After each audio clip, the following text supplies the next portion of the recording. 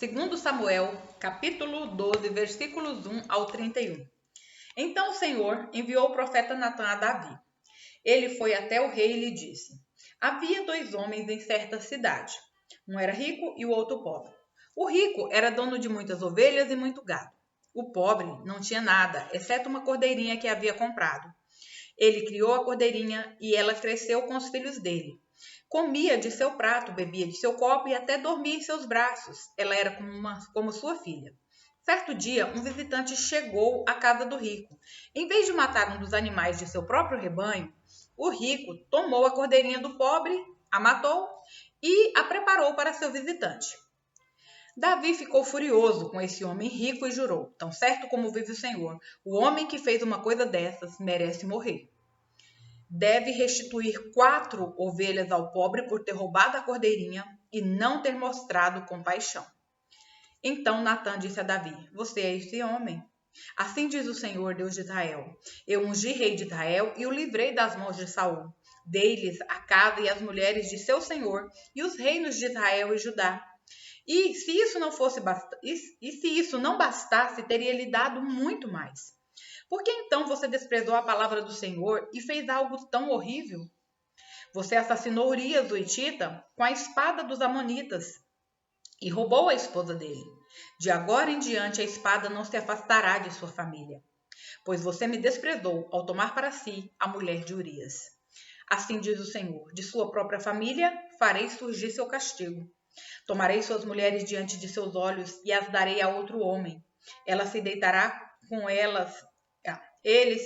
com elas à vista de todos. O que você fez em segredo, eu farei acontecer abertamente diante de todo o Israel. Então Davi confessou a Natã: Pequei contra o Senhor.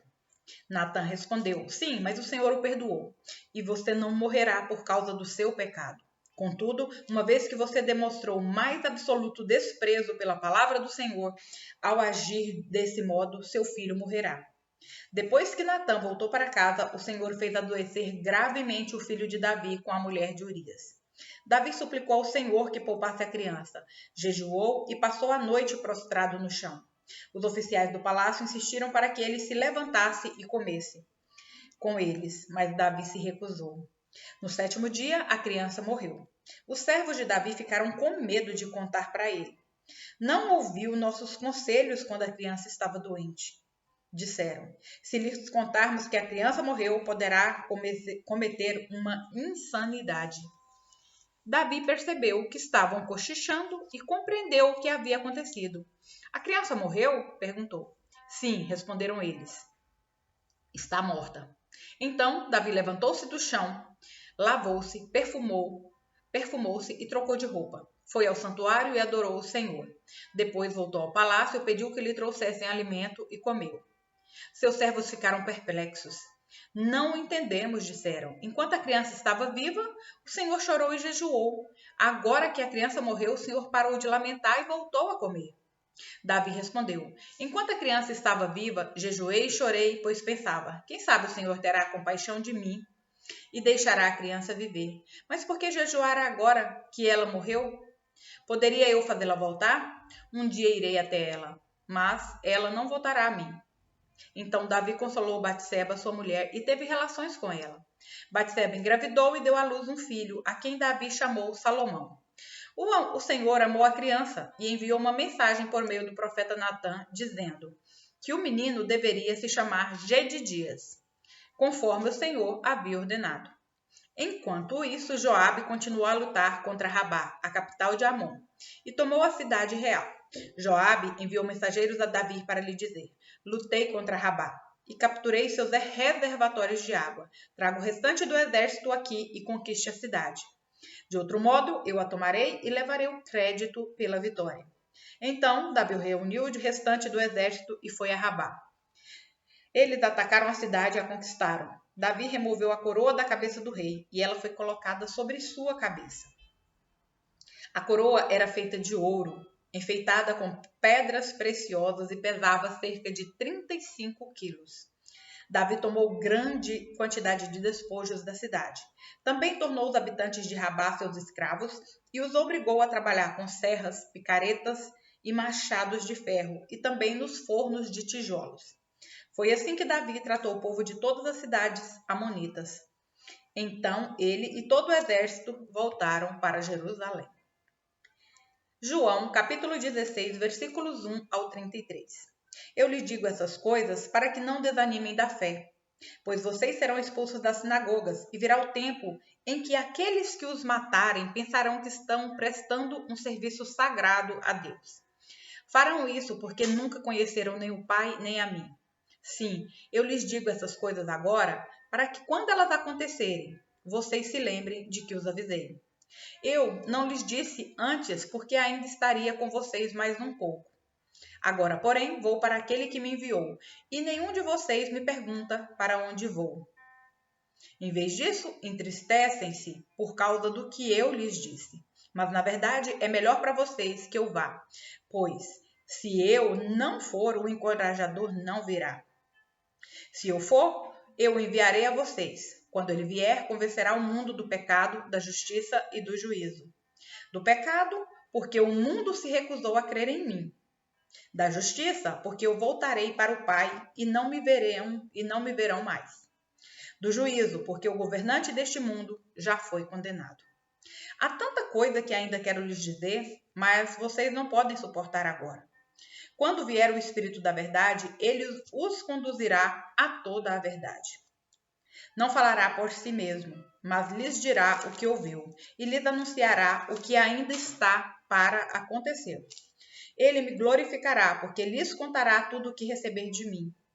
Tudo o que pertence ao Pai é meu. Por isso, eu disse, o Espírito lhes contará tudo o que receber de mim. Mais um pouco e vocês não me verão mais. Algum tempo depois, me verão novamente. Alguns dos discípulos perguntaram entre si, o que ele quer dizer com mais um pouco e vocês não me verão? E, algum tempo depois, me verão novamente. Vou para o Pai. E o que ele quer dizer com mais um pouco? Não entendemos.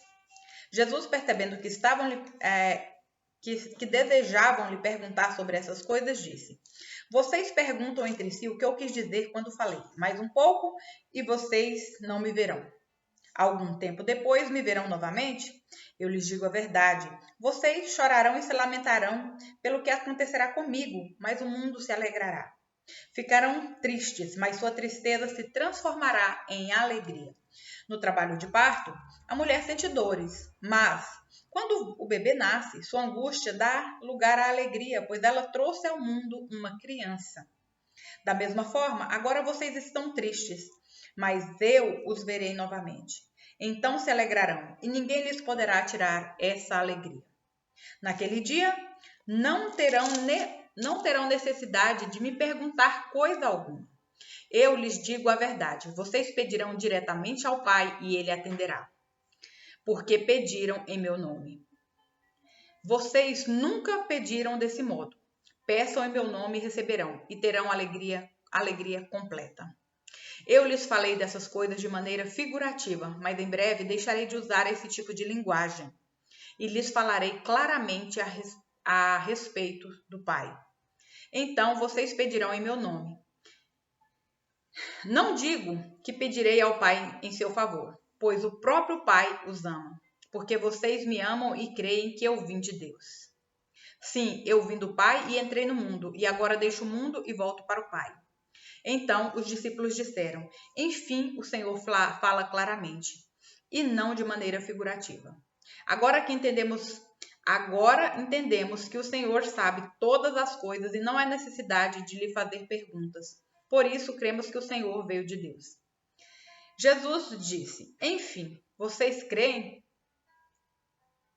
Mas se aproxima o tempo, e de fato já chegou, em que vocês serão espalhados, cada um seguirá seu caminho, e me deixará sozinho. Mas não ficarei sozinho, porque o Pai está comigo. Eu lhes falei tudo isso para que tenham paz em mim. Aqui no mundo vocês terão aflições, mas animem-se, pois eu venci o mundo. Salmos, capítulo 119, versículos 65 ao 80. Muitas coisas boas me tens feito, Senhor, como prometeste. Ensina-me bom senso e dá-me conhecimento, pois creio em teus ensinamentos. Antes de me disciplinares, eu vivia desviado. Agora, porém, sigo tua palavra de perto. Tu és bom e fazes somente o bem. Ensina-me teus decretos. Os arrogantes mentem a meu respeito, mas eu obedeço às tuas ordens de todo o coração. O coração deles é tolo e insensível, mas eu tenho prazer na tua lei. O sofrimento foi bom para mim, pois me ensinou a dar atenção a teus decretos. Tua lei é mais valiosa para mim que milhares de peças de ouro e de prata. Tu me fizestes, tu me formaste. Dá-me entendimento para aprender teus mandamentos. Que eu seja motivo de alegria para os que te temem, pois em tua palavra depositei minha esperança. Eu sei, ó Senhor, que teus estatutos são justos. Tu me disciplinaste por tua fidelidade. Agora que o teu amor me console, como prometeste a teus servos. Cerca-me de tua compaixão, para que eu viva, pois tenho prazer em tua lei.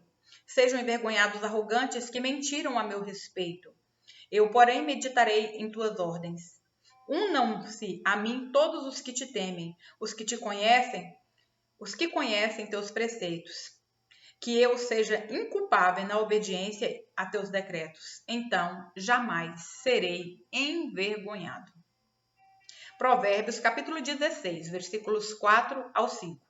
O Senhor fez tudo com propósito, até mesmo o perverso para o dia da calamidade. Os orgulhosos são detestáveis para o Senhor. Certamente serão castigados.